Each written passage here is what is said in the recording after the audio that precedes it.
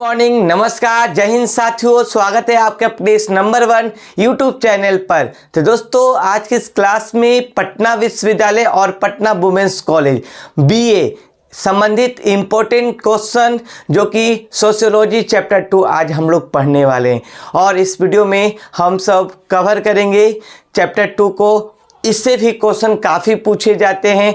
कैसे पूछे जाते हैं, यहाँ पर आपको चैप्टर 1 का थ्योरी और MCQ अपलोड कर दिया गया है। सेकंड है दोस्तों हमारा इस सेकंड चैप्टर पढ़ना है दोस्तों, भारतीय समाज की जनसांख्यिकी संरचना। तो इससे पढ़ने से पहले आप हमारे चैनल पर पहली बार नए हैं, चैनल को सब्सक्राइब कर दोस्तों के बीच में ज़्यादा से ज़्यादा शेयर कर दें। और चाहते हैं इस क्लास का PDF प्राप्त करना, नीचे डिस्क्रिप्शन बॉक्स में टेलीग्राम चैनल का लिंक है, उसे ज़रूर ज्वाइन करें। तो चलिए हम लोग आज की क्लासेस स्टार्ट करते हैं। तो यहाँ पर दोस्तों हम लोग को पढ़ना है भारतीय समाज की जनसांख्यिकी संरचना में सबसे पहला टॉपिक पढ़ना है कि जनसांख्यिकी क्या होता है। जनसांख्यिकी क्या होता है, तो देखिएगा दोस्तों, जनसंख्या का सुव्यवस्थित ढंग, यहाँ पर ये देख सकते हैं, जनसंख्या का सुव्यवस्थित अध्ययन जननांकी कहलाता है। जनसंख्या जो होता है ना, उसको सुव्यवस्थित एक वे में पढ़ने की प्रक्रिया को हम लोग क्या कहते हैं, जननांकी कहते हैं। इसका अंग्रेजी पर्याय, इसका अंग्रेजी जो अर्थ होता है वो डेमोग्राफी, यानी कि यूनानी भाषा के 2 शब्दों से मिलकर बना हुआ है। डेमोस का अर्थ होता है लोग तथा ग्राफिन यानी वर्णन अर्थ। लोगों का वर्णन कहलाना ही दोस्तों क्या कहलाता है, जननांकी। ठीक है ना, लोगों का वर्णन करना ही कहलाता है जननांकी। उसके बाद ये देख सकते हैं यहाँ पर दोस्तों, जननांकी से हम लोग क्या पता लगाते हैं, तो इससे हम लोग जन्म का, मृत्यु का, प्रवसन का, लिंग का, अनुपात आदि का अध्ययन किया जाता है। जनसांख्यिकी के आधार पर हम सब लोग इसका अध्ययन करते हैं। उसके बाद प्रश्न उठता है दोस्तों, जननांकी कितने प्रकार के होते हैं। तो जननांकी जो होते हैं दोस्तों वो आपका 2 प्रकार के होते हैं। जननांकी कितने प्रकार के होते हैं, तो जननांकी जो होते हैं वो आपका 2 प्रकार के होते हैं। पहला आकारिकी। आकारिकी किसे कहते हैं, इसमें जनसंख्या के आधार पर अध्ययन किया जाता है। आकारिकी का अर्थ होता है जनसंख्या के आधार पर स्टडी करना ही आकारिकी कहलाता है। दूसरा नंबर है दोस्तों सामाजिक जनसंख्या। इसमें जनसंख्या सामाजिक, आर्थिक व राजनीतिक पक्षों पर विचार किया जाता है। सामाजिक जनसंख्या कहने का मतलब सामाजिक, आर्थिक और राजनीतिक विचारों करना, उसे ही जनसंख्या कहा जाता है, सामाजिक जनसांख्यिकी कहा जाता है, उसकी अध्ययन करना। तो ये आपका जननांकी के प्रकार थे। उसके बाद दोस्तों जानेंगे जननांकी आंकड़े क्या होते हैं। तो जननांकी आंकड़े क्या होते हैं, जनसांख्यिकी आंकड़े राज्य की नीतियां जैसे आर्थिक विकास, जनसंख्या संबंधी नीतियां बनाने व कार्यान्वित करने के लिए महत्वपूर्ण है। यह जो आंकड़ा है ना दोस्तों, आंकड़ा का मतलब क्या हुआ, यह जो आंकड़ा है वो आपको राज्य की नीतियां को बताता है, आर्थिक विकास को बनाता है और उससे संबंधित नीतियां बनाना व कार्यान्वित करने का काम करते हैं। ये जनसांख्यिकी आंकड़े। उसके बाद आता है दोस्तों जनसंख्या वृद्धि का सिद्धांत। जनसंख्या वृद्धि का सिद्धांत किसने दिया था, क्वेश्चन पूछेगा तो उसका होगा दोस्तों थॉमस राट माल्थस का। थॉमस राट माल्थस ने इसका सिद्धांत दिया था, जो कि जनसंख्या वृद्धि का सिद्धांत था। और यह दोस्तों 1766 से लेकर 1834 ईस्वी तक चला। 1766 से लेकर 1834 ईस्वी तक चला।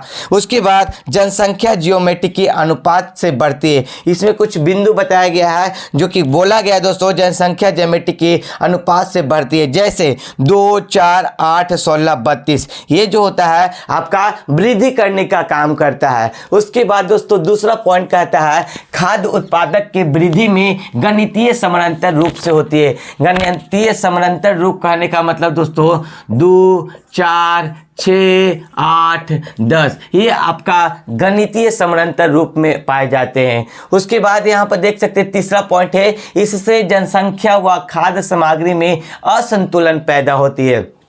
इससे क्या होता है, जनसंख्या व खाद्य सामग्री में असंतुलन पैदा होती है।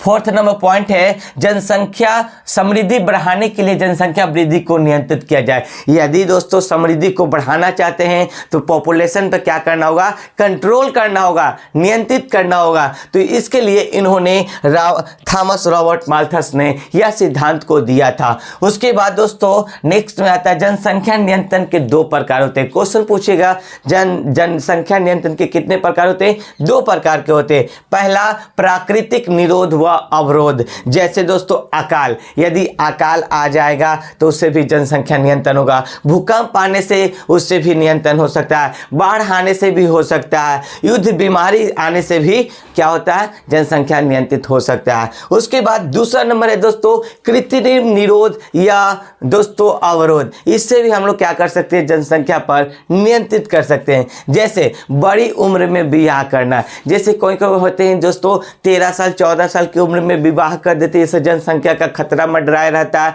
लेकिन यदि आप 25 साल 30 साल की एज में करते हैं तो उससे क्या होता है, जनसंख्या पर कुछ कंट्रोल किया जा सकता है। उसके बाद यौन संयम बरतना भी आपका क्या है, जनसंख्या नियंत्रण है। ब्रह्मचार्य का पालन करना, यानी जो आप ब्रह्मचारी का पालन करते हैं तो उससे भी जनसंख्या नियंत्रण हो सकता है। तो ये दो प्रकार होते हैं। उसके बाद दोस्तों जन्म दर किसे कहते हैं, जन्म दर किसे कहते हैं, एक वर्ष में प्रति 1000 व्यक्तियों पर जीवित जन्मे बच्चों की संख्या, 1000 व्यक्तियों पर जीवित जन्मे बच्चों की संख्या ही जन्म दर कहलाती है। उसके बाद मृत्यु दर, मृत्यु दर किसे कहते हैं तो ये जानिएगा, मृत्यु दर क्षेत्र विशेष में प्रति 1000 व्यक्तियों में से मृत व्यक्तियों की संख्या मृत्यु दर कहलाती है। तो यहाँ पर दोस्तों जो जन्म होगा तो 1000 में तो जन्म दर, मृत्यु होगा 1000 में से, उसे हम लोग मृत्यु दर कहते हैं। लास्ट आता है दोस्तों प्रजनन दर किसे कहते हैं, तो बच्चे पैदा कर सकने की आयु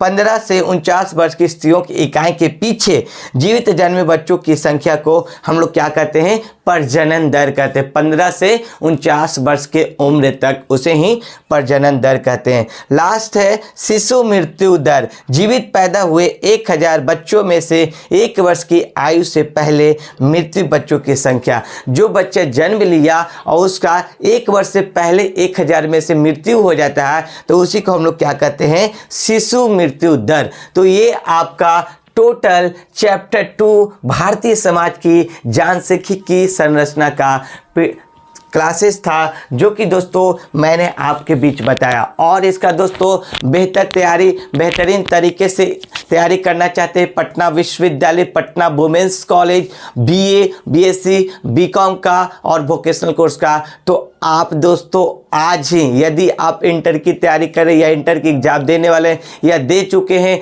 तो आप आज ही दोस्तों हमारे पास एक बैच चल रहा है जिसका नाम है दोस्तों उड़ान बैच। तो इस उड़ान बैच का फी है दोस्तों मात्र 599 रुपये। तो इसको क्या कीजिए, ज्वाइन कर लीजिए। ज्वाइन करने के बाद दोस्तों आपको टीचमेंट टाइप पर क्लासेस दिए जाएंगे, live class, recording class, PDF रहेगा, डाउट रहेगा, प्रीवियस ईयर क्वेश्चन, ऑल चीज़ यहाँ पर आपको मिलने वाले हैं। इस बैच को ज्वाइन करने के लिए आप हमारे मोबाइल नंबर 9128816234 पर फ़ोन या व्हाट्सएप मैसेज करके फुल इंक्वायरी प्राप्त कर सकते हैं। आई होप दोस्तों आपको वीडियो काफ़ी हेल्पफुल लगा। लाइक कर, चैनल को सब्सक्राइब कर, दोस्तों के बीच में ज़्यादा से ज़्यादा शेयर कर दें। और इस क्लास की PDF प्राप्त करने के लिए नीचे डिस्क्रिप्शन बॉक्स में टेलीग्राम चैनल है, उसे जरूर ज्वाइन करें। मिलते हैं नेक्स्ट क्लास में। जय हिंद, जय भारत।